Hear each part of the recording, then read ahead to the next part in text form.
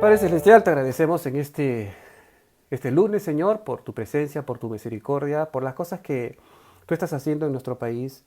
Sabemos que hay confusión encima de la pandemia, hay mortandad, sabemos que hay incertidumbre, desilusión, descrédito.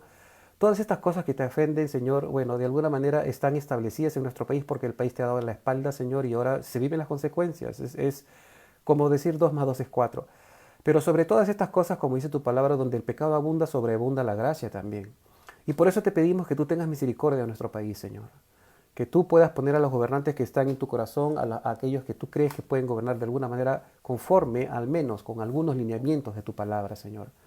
Y bueno, oramos por nuestro país y también por este estudio, Señor. Te pedimos que tú nos ilumines en este estudio que vamos a tener, que sea tu Espíritu Santo redarguyendo nuestro corazón, Señor, y atendiendo aquellas cosas que de alguna manera hemos dejado desatendidas tal vez, pero que nunca es tarde de reactivarlas, Señor, porque a veces la preocupación y el exceso de situaciones difíciles no nos permiten observar que tú eres el Dios Todopoderoso y tienes todo bajo control. Y Señor, te agradecemos por este tiempo, y ilumínanos en tu palabra, ilumínanos, en el nombre de Jesús oramos. Amén. Entonces, hermanos, brevemente, antes de empezar el capítulo 6, quería mencionar que, por ejemplo, en el capítulo 5, Pablo estaba haciendo una comparación acerca de las obras de la carne versus el fruto del Espíritu Santo. Y la asociación que vimos fue bien interesante porque Pablo dice que los que estamos, los que somos guiados por el Espíritu Santo, no estamos bajo la ley. Ya hemos explicado hasta más no poder los aspectos de la ley y lo que tipificaba la ley y cómo la ley imputaba el castigo por medio de la muerte de un inocente, que era el cordero en este caso, ¿no? Y bueno, y todas las estipulaciones de la ley que eran prácticamente imposibles de cumplir. Y también los gálatas estaban siendo seducidos por los judaizantes y también por su religión antigua a volver a esos rudimentos del mundo, como dice Pablo. Y entonces Pablo hace una especie de comparación, ¿no? Como diciendo los frutos del Espíritu, el fruto del Espíritu o las obras de la ley. Y es interesante que Pablo no dice las obras de la carne, sino dice las obras de la ley. Y también dice que los que somos guiados por el Espíritu Santo no estamos bajo la ley, no dice no estamos bajo la carne. Entonces Pablo lo que quiere hacer es básicamente, digamos, establecer la relación que tiene el pecado en la carne con las estipulaciones de la ley. Recordemos que la ley se dio justo en un momento en donde Dios quería dictar ciertas normas en el contexto en el que las naciones que rodeaban al pueblo de Israel practicaban ciertas cosas que eran abominables a los ojos de Dios y por eso Dios les dio las leyes. Varios aspectos de la ley podemos leer: no hagas como las naciones que los rodean a ustedes, ellos hacen, sacrificando sus hijos a Moloc, teniendo relaciones con animales y haciendo esto y cometiendo todo este tipo de pecados. Y estas cosas las estipula en la ley de tal manera como diciéndoles: ustedes no practiquen aquellas cosas que estas naciones paganas practican. Y aparte de eso, también otras cosas que tenían que ver con la ley de la liturgia, la praxis del servicio a Dios, ¿no es cierto? Entonces, pero Pablo, sin embargo, hace esta afiliación, es decir, Pablo dice, las obras de la carne se manifiestan, ¿por qué? Porque la ley las evidencia, porque el poder del pecado es la ley. Entonces, vivir bajo la ley no transforma al creyente hacia la santidad, es lo que resumimos en el capítulo 5 de la semana pasada. La santidad es el fruto del Espíritu, ¿no? En un estado en el que debemos persuadirnos en vivir. Es decir, yo practico la santidad no porque es una obligación, practico la santidad porque soy santo, porque el Espíritu Santo me ha santificado. Si tengo en mi vida algunos aspectos en donde yo no sé diferenciar qué es lo bueno y qué es lo malo, como normalmente pasa, entonces yo recurro al Espíritu Santo para que Él me muestre a mí si lo que yo estoy pensando, lo que quiero hacer o lo que voy a hacer está bien o está mal. Porque hay cosas que la ley no estipula. Por ejemplo, en la ley no dice en la ley no fumarás. O si fumas, fumas en pipa. Y si es pipa, tiene que ser de esta madera.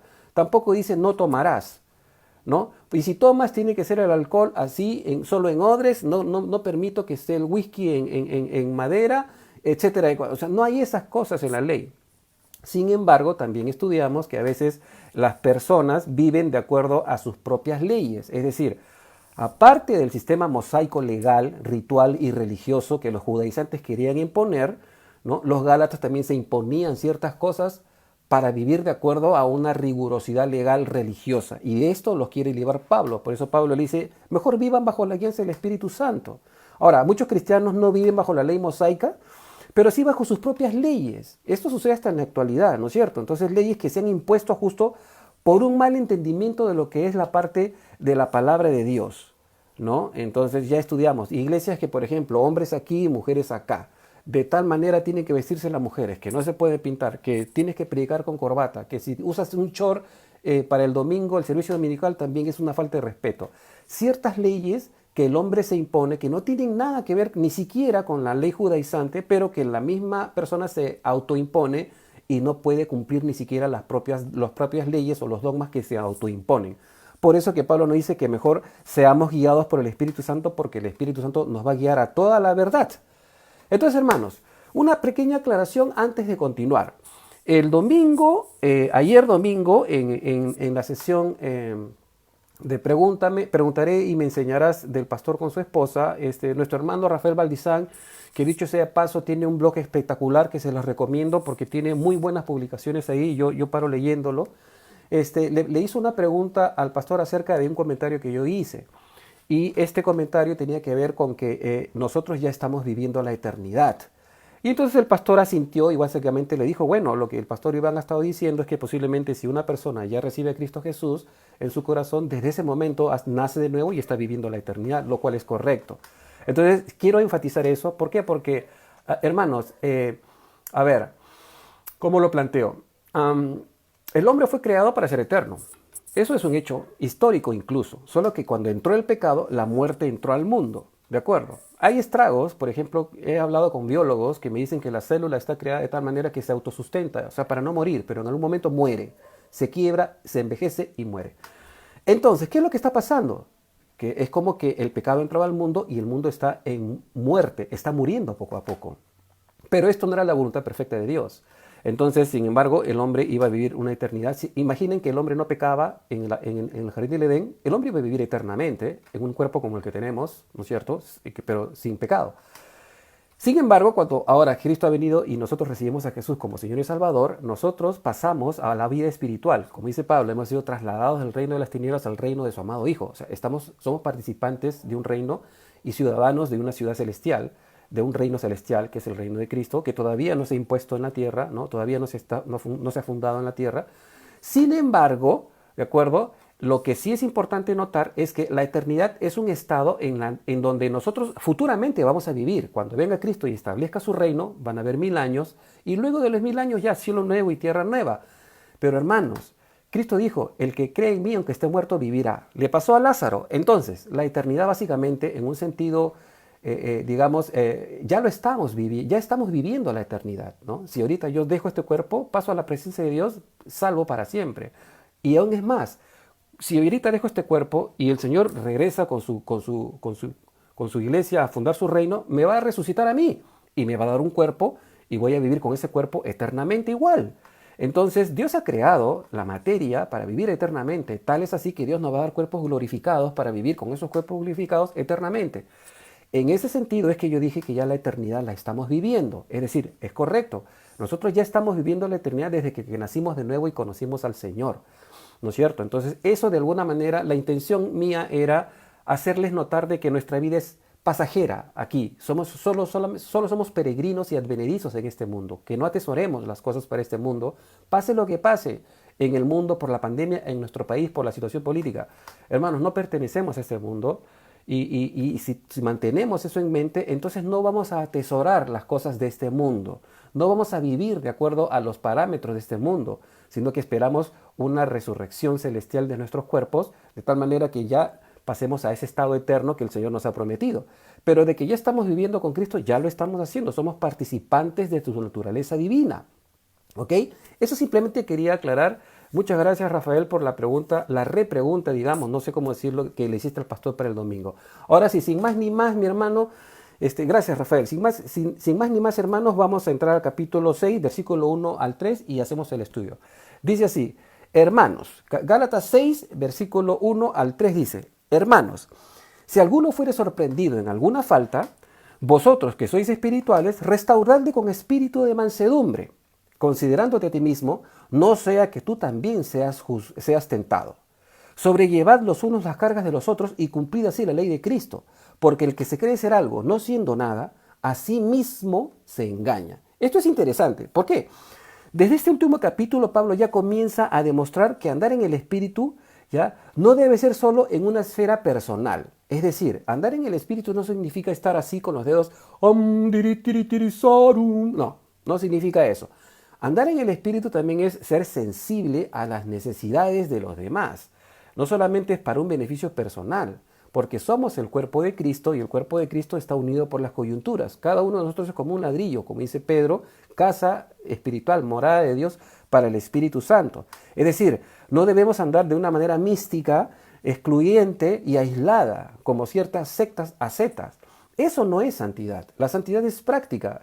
Tenemos que convencernos, hermanos, que la santidad es un estado. La santidad se procura, sí. Debemos de esforzarnos en nuestra santidad, no necesariamente porque el Espíritu es el que nos santifica, pero debemos de dar frutos por medio del Espíritu Santo para que la santidad se haga evidente. ¿De acuerdo? Porque yo, mientras no hable, mientras no me relacione con nadie, nadie va a saber si soy santo o no.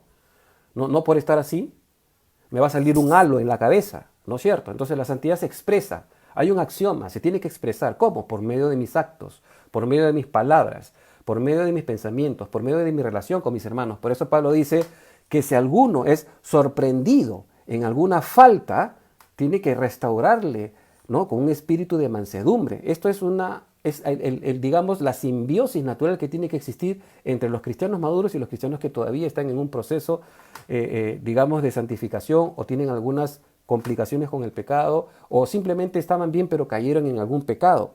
Entonces en este versículo 1 Pablo quiere poner en práctica el amor en la conducta con nuestros hermanos, en nuestra conducta personal. Si creemos que somos espirituales, no podemos estar juzgando y acribillando a los demás.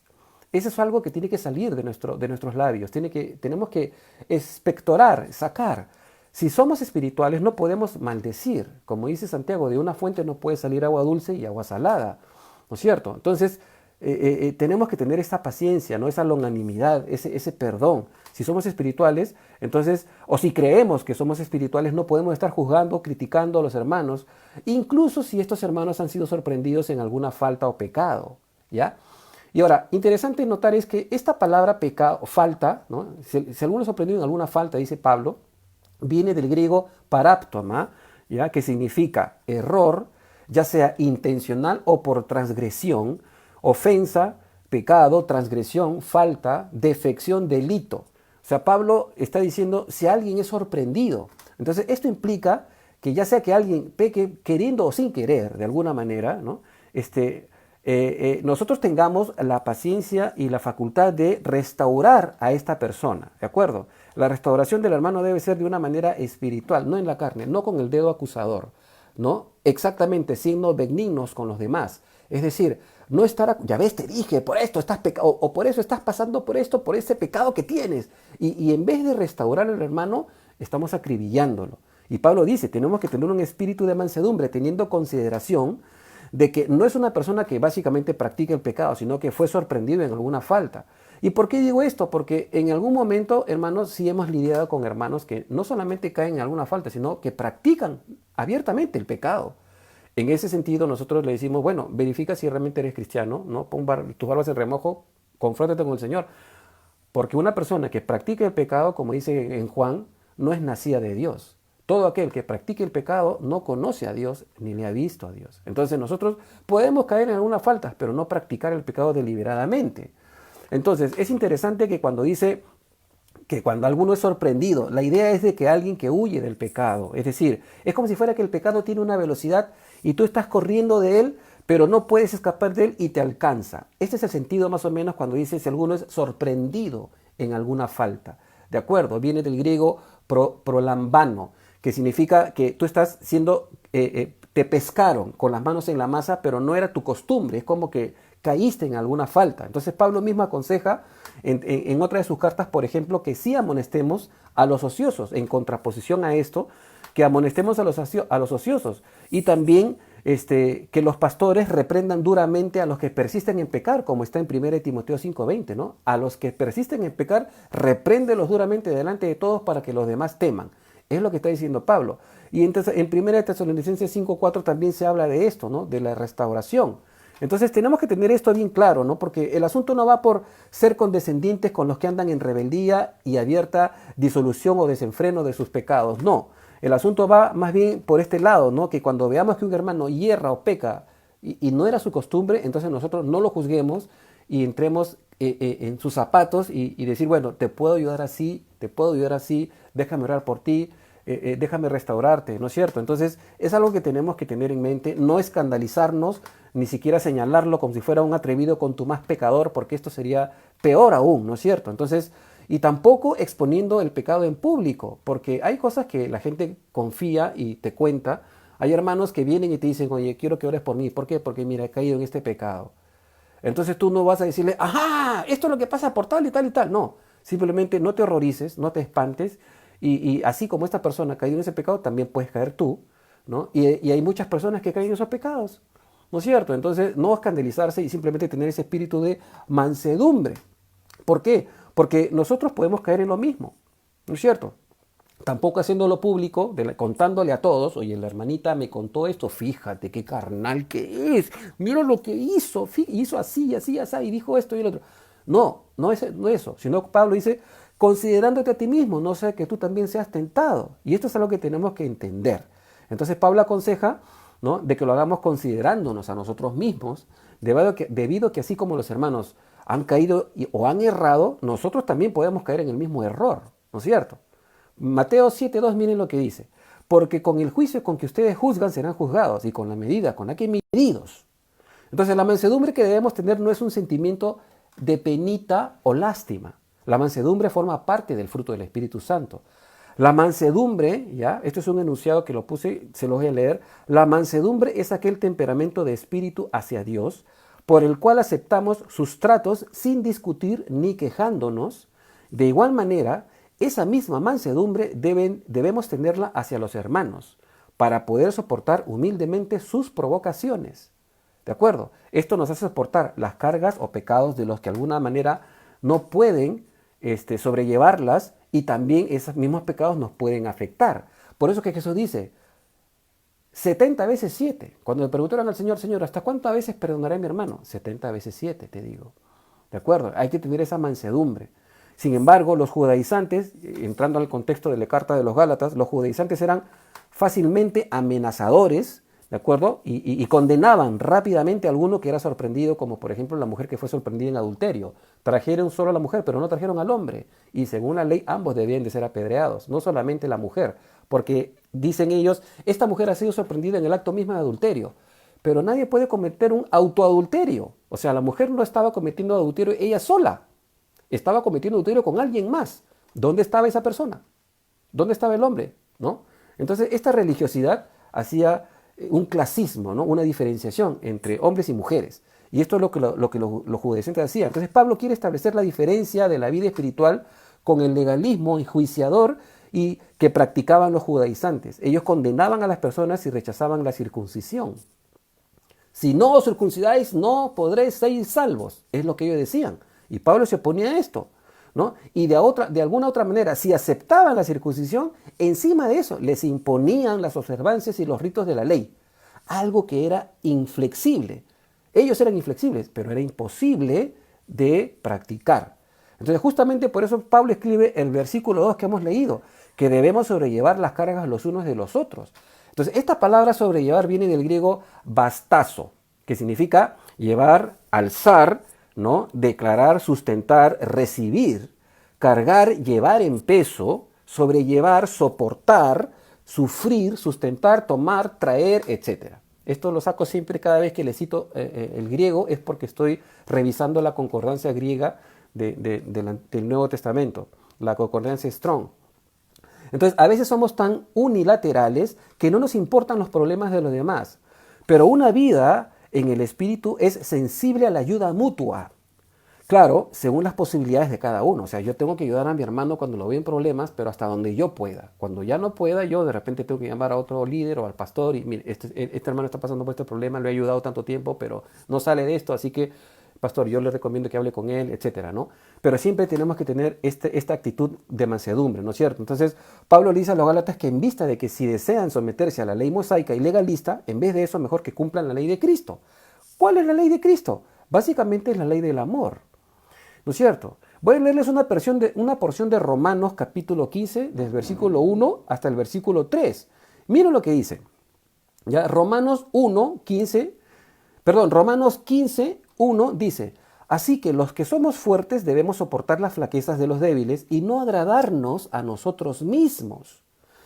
Cada uno de nosotros agrada a su prójimo en lo que es bueno para edificación, porque ni aun Cristo se agradó a sí mismo. Antes bien, como está escrito, los vituperios de los que vituperaban cayeron sobre mí. Entonces, el amor es el que cumple la ley de Cristo. Si los Gálatas querían ponerse bajo estas cargas, entonces, en vez de volverse legalistas, ¿por qué mejor no ayudarse unos a otros en el amor de Cristo? Es lo que Pablo les está diciendo, ¿no es cierto? Por ejemplo, si leemos Juan 13, del 34 a 35, dice: un mandamiento nuevo os doy. Esto lo está diciendo el mismo Jesús: que os améis unos a otros como yo os he amado, que también os améis unos a otros. En esto conocerán todos que sois mis discípulos, si tuvierais amor los unos por los otros. Entonces, ¿cómo la gente va a evidenciar o va a certificar que realmente somos discípulos de Cristo? ¿Porque estamos contra los políticos? No. ¿Porque vamos a votar o no votamos? No. ¿Cómo? Porque nos amamos unos a otros. Cuando la gente ve el amor que tenemos en nuestra iglesia los unos por los otros, la gente va a decir: aquí hay algo que yo no tengo y quiero. ¿No es cierto? Entonces la ley de Cristo no es algo imposible de cumplir. ¿Por qué? Porque es el Espíritu quien cumple y obra en nosotros y demuestra en nosotros el amor de Cristo hacia los hermanos. ¿De acuerdo? Aún si estos hermanos son sorprendidos en alguna falta, y aún si esa falta es contra nosotros mismos, porque a veces no queremos tratar cuando las personas nos ofenden. Y como te ofenden, te sientes ofendida como persona o ofendido y ya no quieres hablarle a la persona. Pero no, aún así, tenemos que ir con espíritu de mansedumbre. En el versículo 3, ¿no?, revela las intenciones de los que querían enseñorearse de los Gálatas. Los judaizantes se creían superiores a los gentiles, porque los judaizantes pensaban de que los gentiles eran unos perros, ¿no?, que había que salvar por pena. Y los querían dominar por medio de la religión judía, de su religión. ¿No? El judaísmo era inflexible. Entonces, esto es interesante notarlo, ¿de acuerdo? Debemos eliminar el orgullo, es decir, el creerse demasiado bueno es una actitud que produce intolerancia hacia los errores de los demás. Si yo me creo superior, me voy a volver intolerante. Y esto no puede ser. Esto hace que pensemos que estamos por encima de los débiles y de las posibilidades de caer como ellos han caído en su pecado. Entonces no podemos, de alguna manera, permitir que estas actitudes estén en nosotros, ¿no? Entonces, esta es otra actitud muy común en la iglesia. Muchas veces vemos cómo los hermanos no toleran las fallas de los demás y los someten a vergüenza y a aislamiento, ¿no? Esto es interesante notarlo. Incluso existen iglesias en donde el liderazgo juzga o pretende o juega a ser Dios y se atribuyen mayordomía sobre las personas. Es interesante, ¿no? Las humillan por sus fallas y los apartan en una disciplina inflexible, ¿de acuerdo?, de los hermanos, de la congregación. Y eso no se debería hacer, pero vemos que muchos hermanos han sufrido por ciertas disciplinas que han sido demasiado aplastantes, ¿no? Aún así, hay casos que merecen un trato más duro, es verdad, pero la intolerancia se da cuando se predica desde el púlpito de que el pastor es prácticamente el mediador entre tú y tu relación con Dios. Y esto no puede ser, porque cada uno debe tener una comunión con Dios. Hay líderes que se colocan en una posición para que la gente dependa de ellos, y esto se vanaglorían de eso, ¿no? Y de alguna manera buscan autoridad y abusan de las ovejas. Entonces estas personas han perdido la brújula, básicamente, ¿ya? Y en vez de leer, como dijo el Señor a Pedro, Pedro, apacienta a mis ovejas, ellos interpretan así: Pedro, flagela a mis ovejas. Y esto es algo que sucede. Hemos tenido en la iglesia varios hermanos que han venido a nuestra iglesia heridos de otros liderazgos que los han acribillado por alguna falta que cometieron. Ahora, en Romanos 12:3 también dice lo siguiente, ¿no? Digo pues, por la gracia que me es dada, que a cada cual que está entre vosotros, que no tenga más alto concepto de sí que el que debe tener, sino que piense de sí con cordura, conforme a la medida de fe que Dios repartió a cada uno. Entonces Pablo enseña que este tipo de actitud produce vanagloria y enaltecimiento. El enaltecimiento es personal. Si tú te vanaglorías y te enalteces es porque tu ego está demasiado grande y necesitas reconocimiento de los demás. Y esto no puede ser. Entonces vuelve el corazón insensible y termina engañándose a sí mismo. Estas personas se engañan a sí mismos, se creen superiores a los demás, tratan a los demás de diferente manera y se creen superiores.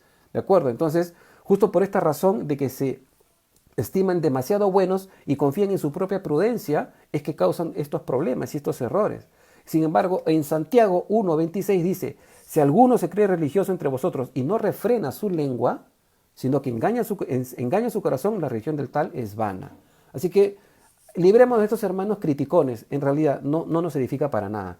La tolerancia entre los hermanos no es ser condescendiente con el pecado, ni propio ni ajeno, ¿no? La tolerancia tiene que ir acompañada de la mansedumbre debido a que cada uno de nosotros tiene sus propios ancochados, ¿no es cierto? Cada uno sabe de qué pata cojea, como se dice coloquialmente hablando. Pero el alimento, ¿no?, de estas virtudes es el amor, que cubre multitud de faltas, ¿no es cierto? Y de este es el motivo por el cual restauramos al hermano. Es decir, restauramos al hermano porque le amamos. Amén, hermanos.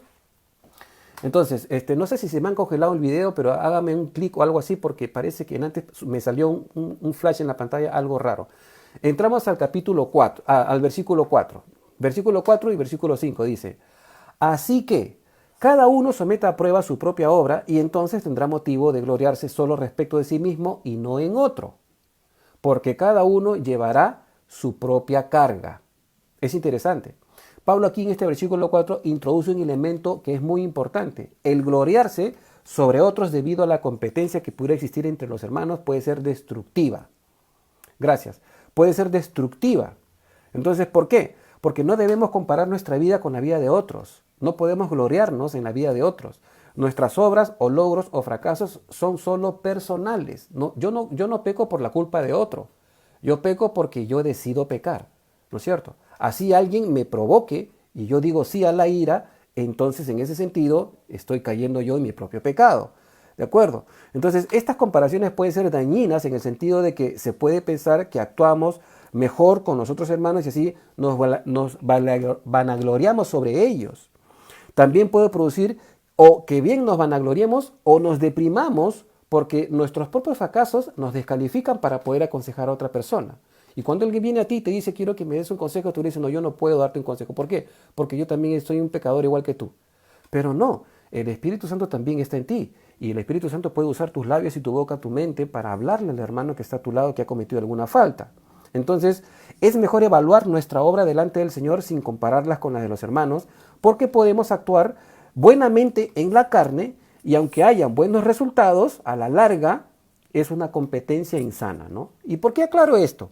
Porque hay muchas personas que son muy coherentes, muy sabias, son administrativas, están dotadas de ciertas virtudes, pero no necesariamente es el fruto del Espíritu Santo. Es simplemente buena psicología. Y aconsejan de acuerdo a eso. Pero no olvidemos de que el Espíritu Santo no tiene nada que ver con la inteligencia humana. Y por eso tenemos que depender del Espíritu Santo. Entonces, algo importante para hacer acotación es que el gloriarse en uno mismo en ninguno de los casos es bueno, ¿no? Pablo usa la palabra de una raíz que es semejante a la palabra augeo, que significa jactarse o fanfarronear, ¿no es cierto? Y a su vez esta palabra tiene una raíz que es kaujomai, es hacer alarde de algo en un sentido bueno o malo. En otras palabras, cuando la gente dice yo mismo soy, ¿no? O sea, yo le aconsejé y le fue bien porque yo mismo soy, pues, ¿no? O sea, ustedes saben que yo soy, pues, ¿no? O sea, ¿me ves? O sea, yo sé todo, pues, ¿no? Cualquier cosa ven y pregúntame porque yo lo sé todo, ¿no? Y esa no es la idea tampoco. Eso es una vanagloria personal. Entonces, en tal sentido, Pablo está usando esta frase con ironía para describir a los que se quieren enseñorear sobre los demás por creerse más espirituales. Los judaizantes se creían superiores a los gentiles y eso los llevaba a ser sectarios y excluyentes. Entonces, la vanagloria no tiene cabida en la vida espiritual del cristiano, pues Cristo es quien produce el fruto del Espíritu en el corazón del creyente. Sin embargo, al ser nosotros conscientes de que podemos ser mucho maduros que otros, esto no puede producir jactancia personal. Si ese es el caso, debemos someter nuestro comportamiento al Señor para jactarnos no de nosotros mismos, sino de la obra del Espíritu Santo en nosotros. En otras palabras, si tú eres consciente de que aconsejaste a un hermano y le fue bien, no te gloríes en tu propia sabiduría, no lo hagas. Simplemente di gracias al Señor que fui usado para que el hermano sea restaurado. El versículo 5 es especial. ¿Por qué? Porque dice cada uno llevará su propia carga. Y esto es algo importante. ¿Por qué? La palabra carga viene del griego fortión y tiene un significado de un paquete o pequeño o mochila que un soldado romano llevaba cuando marchaba hacia la guerra. ¿De acuerdo? Esa es la palabra. O sea, a diferencia del griego amartía, que significa pecado radical. Entonces, esto indica que hay una responsabilidad personal que cada uno de nosotros tenemos por parte de Dios. Es decir, y que no podemos compartir con otros. Cada uno va a llevar su propia carga, significa, cada uno se tiene que preocupar por uno mismo y cargar su propia cruz, negarse a sí mismo y seguir al Señor. En ese sentido, no podemos tampoco andar juzgando a los demás, porque si yo no puedo con mi propia carga, ¿cómo puedo ayudar a otro? ¿No es cierto? Entonces, este es más o menos el énfasis que Pablo quiere hacer. Entonces, ahora, sin embargo, Jesús dice algo que produce sanidad en nuestro corazón. Jesús dice, llevad mi yugo y mi carga, porque mi yugo es fácil y mi carga ligera. Esto está en Mateo 11:30. Es decir, si andamos sometidos al Espíritu Santo, la vida espiritual no es un pesar, es un gozo. ¿Por qué? Porque el yugo del Señor es fácil y su carga es ligera. Entonces, esto tiene que ver, en resumen, con lo que cada uno, aparte de cargar su propia cruz y llevar su propio yugo del Señor, tiene que proponerse a llevar también las cargas pesadas de los demás, sin gloriarnos de que somos especiales o más espirituales que nuestros hermanos. ¿Ok, hermanitos? Continuamos, versículo 6. El que es enseñado en la palabra, haga partícipe de toda cosa buena al que lo instruye. Aquí nos vamos a detener un poquito. Discúlpeme que siempre me pica la nariz, creo que mis bigotes se meten por ahí. Repito el versículo. El que es enseñado en la palabra, haga partícipe de toda cosa buena al que lo instruye. Entonces, aquí nos vamos a detener un poquito para esclarecer algunas cositas. Este versículo tiene que ver con la responsabilidad que debe existir en cada creyente que conforma la iglesia local. Es un tema sensible, pero que tiene que ser tocado y estudiado con cuidado. ¿Por qué? Porque muchos hacen de este versículo la gallina de los huevos de oro. ¿No es cierto? Es decir, como yo soy pastor, todos me tienen que pagar, pues no, ¿qué tal raza? Y no es así. ¿De acuerdo? La palabra enseñado viene del griego kategeo, que significa endoctrinar, enseñar, informar, instruir. Es como catequizar, algo así. En tal sentido, el reconocimiento de quienes son maestros de la palabra tienen la oportunidad de poder recibir de los que son enseñados algún tipo de sustento. ¿De acuerdo? Esto es interesante y hay que hacer algún énfasis aquí. Pablo no menciona aquí la palabra dinero. ¿De acuerdo? Pablo no menciona la palabra dinero. Repito, Pablo no menciona la palabra dinero. No es que la iglesia tiene la imposición obligatoria de mantener a sus pastores, pero sí debería ser sensible a sus necesidades. Muchas iglesias se manejan de manera distinta en este respecto. ¿Por qué? Porque, por ejemplo, algunas denominaciones contratan a los pastores, ¿no? Sobre todo las denominaciones presbiterianas, ¿no? Y le pagan un sueldo, sobre todo si son un gobierno presbiteriano en la iglesia. Contratan a un pastor y le asignan un sueldo. Y ellos eligen a algún pastor conforme a su conveniencia, conforme a su doctrina, a su manera de ver la vida, la Biblia, ¿no es cierto? Y según sus requerimientos, ¿no? Y por eso le pagan al pastor un sueldo. Entonces, si este pastor se sale de estos lineamientos, simplemente lo despiden y contratan a otro pastor. Porque la iglesia no es gobernada por un pastor, sino por este consistorio de ancianos o el presbiterio, ¿no es cierto? Conclusión. Es bien fácil, pues, ¿no? Si no me gusta este pastor, lo cambiamos, ¿no? Es como iglesias democráticas, algo así, ¿no? Si el pastor predica lo que no le gusta, lo votan y contratan otro. Pero eso es un problema. ¿Por qué? Porque el pastor nunca puede pastorear verdaderamente a las iglesias, ¿no? Es solamente un asalariado y se convierte en un coaching, básicamente. Alguien que aconseja para que saques lo mejor de ti. Pero no es el pastor. No toma decisiones. Es un pastor subordinado que tiene que pastorear. O sea, más bien, en vez de pastorear, lo pastorean a él, los ancianos de la iglesia. Y esto no funciona, está invertida la escala jerárquica en este tipo de iglesias. Hay otras denominaciones también en donde los pastores son cambiados debido a su arquitectura jerárquica. Por ejemplo, la iglesia episcopal. La iglesia episcopal cambia y pone y mueve a los pastores como si fueran piezas del ajedrez, dependiendo de las demandas de cada iglesia y dependiendo de la diócesis y de las decisiones que tomen ahí la gente que está arriba, en el top de los líderes. Estas iglesias tampoco identifican a los pastores con las ovejas. Entonces, los pastores no pastorean a las ovejas, solamente son administradores, nada más. ¿Por qué? Porque hay un magisterio, una diócesis, en donde de quienes de ellos reciben el sueldo y el pastor no se preocupa si van 5 gatos o si van 300 personas de la iglesia. No le importa, porque él recibe su sueldo igual, ¿no? Y esto es otro problema. Entonces, estos pastores nunca se identifican con las ovejas, pues son cambiados periódicamente.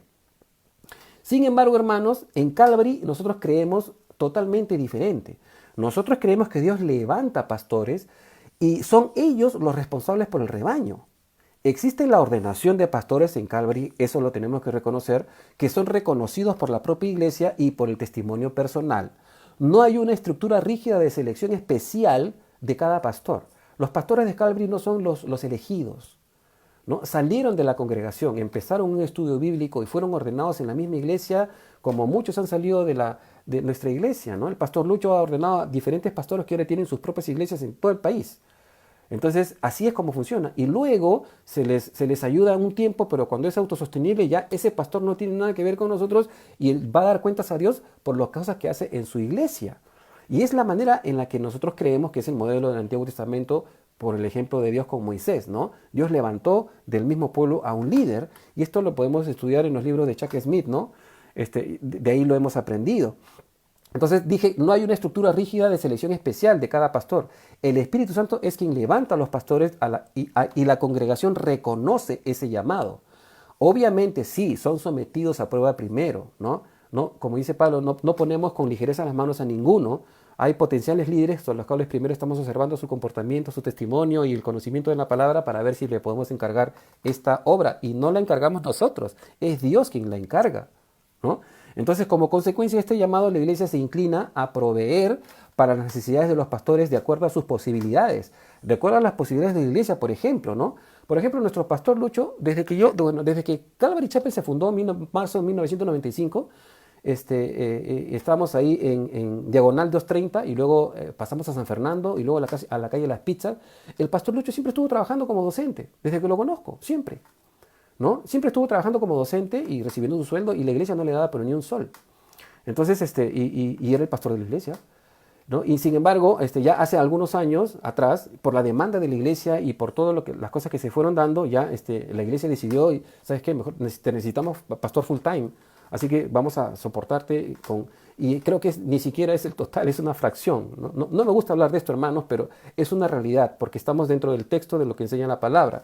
Entonces, muchos pastores en Calvary pueden tener sus propios trabajos, como sucede en la actualidad, pero debido a la demanda y el crecimiento, a veces se requiere de pastores full time.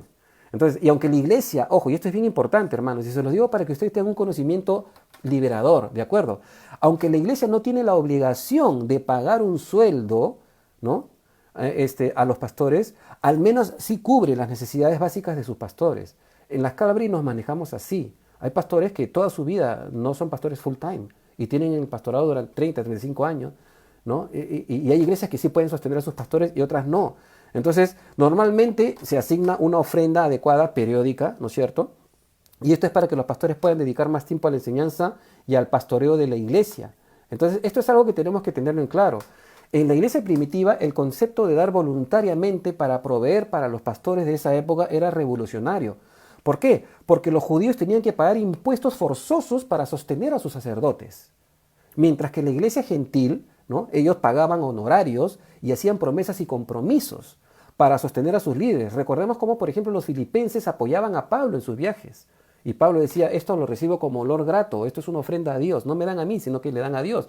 Entonces mi Dios va a suplir todo lo que falta conforme a sus riquezas en gloria en Cristo Jesús. Entonces apoyaban el ministerio de Pablo para sus necesidades, ¿no es cierto? Por eso viene la exhortación de Pablo. La iglesia debe ser sensible y proveer de toda cosa buena a sus pastores y maestros. Les recomiendo, hermanos, para que ustedes tengan un redondeo más preciso de esto que estoy hablando ahorita, que lean 1 Corintios 9. Ahí ustedes van a entender un poco mejor de lo que estoy hablando. 1 Corintios 9, todo el capítulo 9. Allí Pablo menciona asuntos muy importantes. Vamos a continuar para que no nos gane el tiempo. Versículo 7 al 8 dice, no os engañéis, Dios no puede ser burlado, pues todo lo que el hombre sembrare, eso también segará. Porque el que siembra para su carne, de la carne segará corrupción, mas el que siembra para el Espíritu, del Espíritu segará vida eterna. Interesantísimo. En este versículo 7, ¿ya? Pablo enseña que aunque somos hijos del Señor, no estamos exentos de la ley espiritual de la siembra y la cosecha. Y esta sí es una ley espiritual. Y esto funciona no solamente en el cuerpo de Cristo, funciona en todo ser humano. ¿Has visto millonarios que se han fajado y han estudiado mucho y se han roto los lomos, 2, 3 trabajos y ahora tienen la riqueza que tienen? Porque es la ley de la siembra y la cosecha, pues. Igual sucede con nosotros. Dios ha creado de manera, o sea, usando la causalidad, es decir, causa y efecto, ¿no es cierto? Causa y efecto. Ahora, cuando dice Dios no puede ser burlado, es bien interesante esta palabra. ¿Por qué? Porque viene del griego micteresis, repito, micterisetai. Es una palabra bien rara que usa Pablo acá, porque básicamente significa mirar con desprecio. Interesante, ¿no? Mirar con desprecio. Cuando dice Dios no puede ser burlado, es como que dijera Dios no puede ser mirado con desprecio. Entonces, cada cristiano que siembra decide qué quiere cosechar, ¿no es cierto? Entonces, si una persona siembra para su carne, para satisfacer los deseos de su naturaleza pecaminosa, o invierte su dinero para gratificar a la carne, trago, alcohol, mujeres, ludopatía, juego, etcétera, de la carne se hará corrupción, ¿no? Tendrá una cosecha infructuosa. Por el contrario, si el cristiano invierte su dinero para sostener en parte la obra del Señor, es decir, si siembra para el Espíritu y procura crecer espiritualmente, del Espíritu se dará vida eterna. Tendrá una cosecha que durará para siempre. Pablo se refería en primer lugar al asunto del sostén económico para quienes servían en la iglesia. Por eso dice, todo aquel que es enseñado en la palabra haga partícipe de toda cosa buena al que lo está instruyendo. No hable de dinero necesariamente, pero de toda cosa buena, proveer para las necesidades básicas, al menos. Entonces, las prioridades en nuestras vidas, hermanos, tienen que ser establecidas, porque tampoco no todos son llamados en primera instancia, ¿ya?, a proveer todo lo que tenemos para la iglesia. Primero tenemos que ver para nuestra familia, obviamente, ¿no es cierto? Luego apoyar la obra, ¿no?, de manera no impositiva, ¿no?, sino con alegría, porque Dios ama al Señor alegre. Así la obra se mantiene dando frutos y la iglesia recibe alimento sólido y constante. Al Espíritu Santo, hermanos, no le podemos pagar ni ofrendar. Entonces Pablo dice, siembra para el Espíritu. ¿Cómo siembras para el Espíritu? Pablo está equiparando que sembrar para el Espíritu es hacer participar a los que enseñan la palabra de toda cosa buena. No necesariamente un sueldo, pero de toda cosa buena. Entonces, el Espíritu Santo es Dios, pero Él usa a quienes Él quiere para administrar los asuntos del cuerpo de Cristo, de la iglesia local. Ese cuerpo es la iglesia local, somos todos nosotros. En ese sentido, hermanos, nosotros tenemos que tener esta sensibilidad. ¿Por qué? Justamente, y es un tema bastante del cual a nosotros, los pastores en gracia, no nos gusta hablar. Ustedes son testigos que no hablamos siempre de esto. Pero el pastor Lucho dio el domingo un mensaje en la tarde antes de terminar el momento de preguntar y responderás. Habló de las finanzas. Las finanzas en la iglesia han bajado bastante, pero bueno, estamos en las manos del Señor. Y justamente, coincidentemente, yo estaba dubitando acerca de si compartí esta parte o no, porque yo dije, va a sonar coincidencia o no sé, o no. Pero el Señor me dijo, habla nomás. ¿Por qué? Porque justamente ese es el mismo espíritu. Entonces, justo pasa una crisis, una pequeña crisis, y justo en la enseñanza coincide esto que está aquí. Entonces, según Pablo, proveer o sembrar en los pastores y maestros es el equivalente a sembrar para el espíritu, ¿no? Entonces, esto define la manera en la que Pablo aconseja a la iglesia en cuanto a las cosas espirituales respecto a la enseñanza y el aprendizaje de la palabra. Esto es interesante. De esta manera entendemos que Pablo no está hablando que sembrar en el espíritu en este contexto tiene que ver con el carácter del cristiano, sino con el hecho de suplir para las necesidades materiales de quienes ministran, ¿no es cierto? Entonces, por consiguiente, un pastor y maestro dedicado al estudio de la palabra podría invertir más tiempo en la enseñanza, la administración, el ministerio y las necesidades de la iglesia. Esto fue lo que pasó en Gracia, por eso el pastor Lucho dijo, bueno, ya no más, ya no voy a ser docente, ¿no? Y aunque la iglesia prácticamente le da una ofrenda de una cuarta parte de todo lo que él ganaba cuando era profesor, el pastor Lucho vive por fe igual que todos nosotros. Continuamos, hermanos, versículos 9 y 10, nos queda poco tiempo. Dice, no nos cansemos pues de hacer el bien, porque a su tiempo segaremos si no desmayamos. Así que, según tengamos oportunidad, hagamos bien a todos y mayormente a los de la familia de la fe. Entonces, este versículo 9 se ve que los cristianos pueden desanimarse. ¿Por qué? Porque cuando Pablo dice que no nos cansemos, significa que posiblemente te puedes cansar. Es decir, ¿hasta cuándo vamos a estar en esta situación? Ya no aguanto más. No nos cansemos de hacer el bien. Ahora, hay algo interesante. No nos cansemos, es como no dejemos de hacer el bien porque la cosecha de todas maneras está garantizada, pero en su tiempo. ¿De acuerdo? A veces sembramos y queremos que el fruto salga a los 2 días, pero no, tengamos paciencia. Porque hay un proceso que el Espíritu Santo necesita perfeccionamiento en todos los corazones.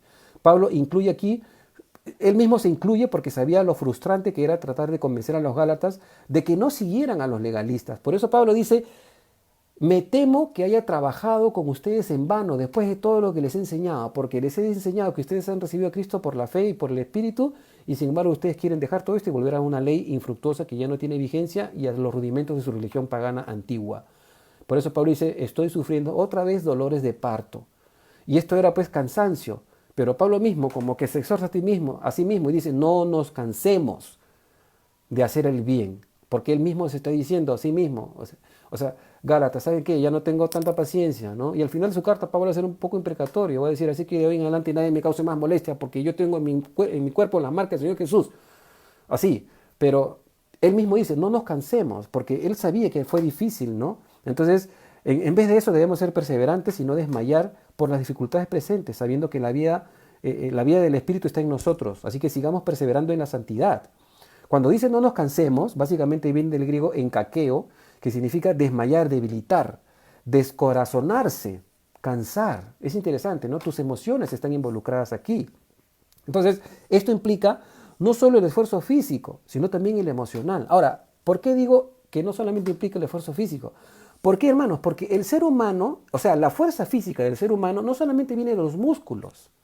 La fuerza física también viene de nuestra actitud.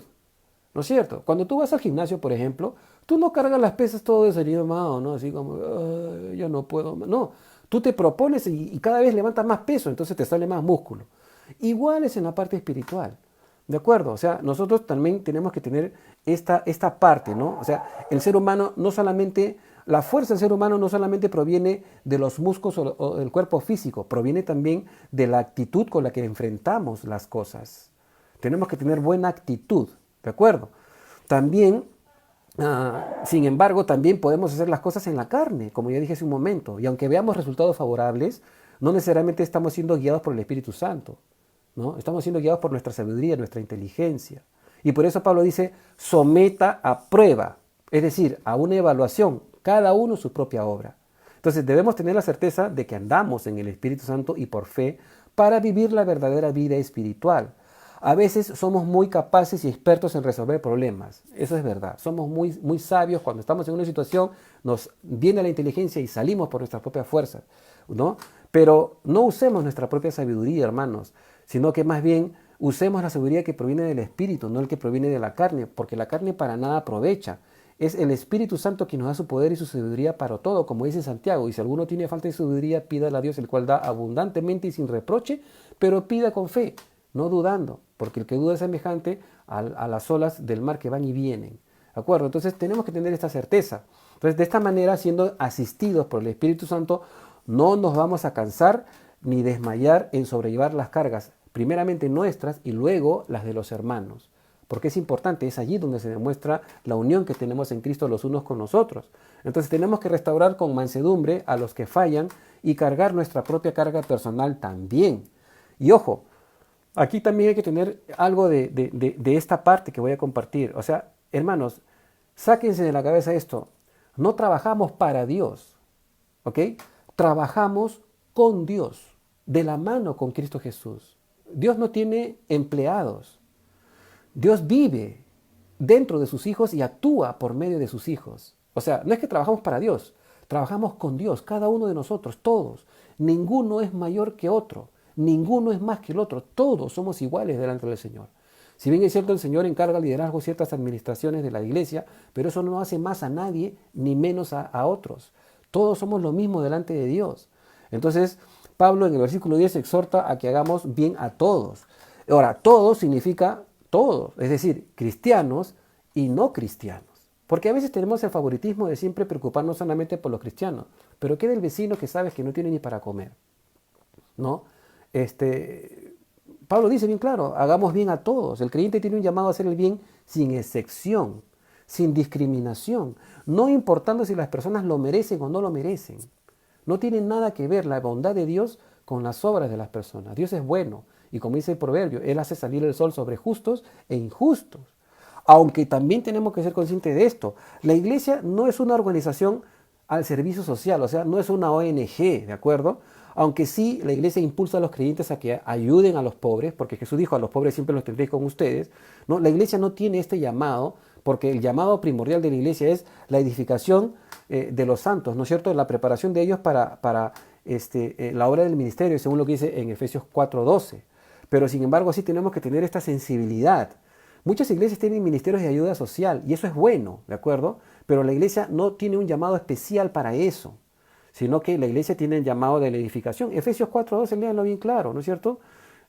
Para la edificación del cuerpo de Cristo. Y él mismo le constituyó apóstoles, profetas, evangelistas, pastores y maestros, a fin de perfeccionar a los santos para obrar el ministerio.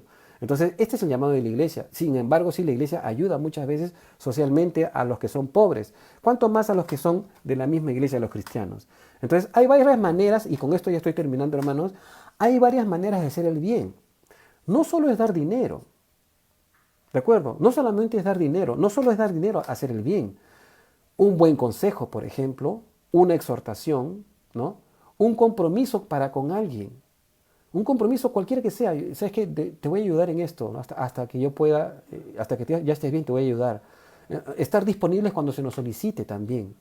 Sobre todo cuando hay, por ejemplo, reuniones de los administradores del edificio, los que viven en el edificio, ¿no? El mantenimiento y organizar. Y ahí hay oportunidad para sembrar la palabra del Señor, ¿no es cierto? Y que vean la rectitud con la que nosotros los cristianos andamos y caminamos y hablamos, ¿no es cierto? Pero si somos los cristianos de la puerta para adentro y no hablamos con nadie, entonces ahí no hay una concordancia, no podemos hacer el bien a todos. Entonces Pablo no solo anima a que expresemos la bondad de Dios a las personas inconversas, sino mayormente a los de la familia de la fe, es lo que hemos leído en el versículo 10, ¿no es cierto? Entonces, ¿quiénes son la familia de la fe?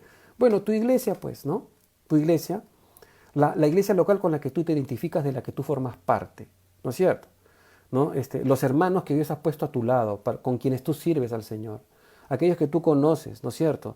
Eso significa llevar la carga los unos de los otros, ¿no es cierto? Nuestra iglesia es como un oasis en donde necesitamos este oasis para recargar pilas y para estar fortalecidos, ¿no? Unidos por las coyunturas que son los dones que nos unen a cada uno. Por ejemplo, en mi caso, el don de la música les ministra a ustedes y está bien porque cada uno, según el don que ha recibido, ministra a los demás para la edificación del cuerpo de Cristo. Y eso es lo importante, eso es lo que tenemos que entender, hermanos. Entonces, ya para terminar, simplemente dejarlos con este pensamiento, ¿no? Básicamente, en esta primera porción del capítulo 6, Pablo está tratando de que seamos altruistas, es decir, que tengamos la sensibilidad de no acusar al hermano que ha sido sorprendido en una falta, de que tengamos mansedumbre con aquellos que de repente son sorprendidos en pecados, que nos consideremos a nosotros mismos porque nosotros mismos podemos ser tentados y que hagamos el bien a todos cuanto podamos, ¿no es cierto? Y también, bueno, la parte financiera de la cosa cuando dice, ¿no?, que cada uno haga partícipe de toda cosa buena, es decir, no necesariamente dinero, pero preocuparse por las necesidades. Entonces, en ese sentido, hermanos, simplemente encomendarles que estamos en manos de Dios y el Señor va a obrar. Permíteme orar para terminar el estudio y continuamos con la despedida, ¿ok? Santo Dios, te agradecemos por esta tarde, gracias por tu palabra, el tiempo vuela, Señor, pero tenemos la oportunidad de entender lo que tú nos quieres decir. Y te agradecemos por esta palabra, Señor. Te pedimos que se haga carne en nuestras vidas, Señor. Encomendamos nuestra iglesia y oramos por nuestra iglesia también, Señor, porque a veces hay apretones, a veces hay cosas difíciles.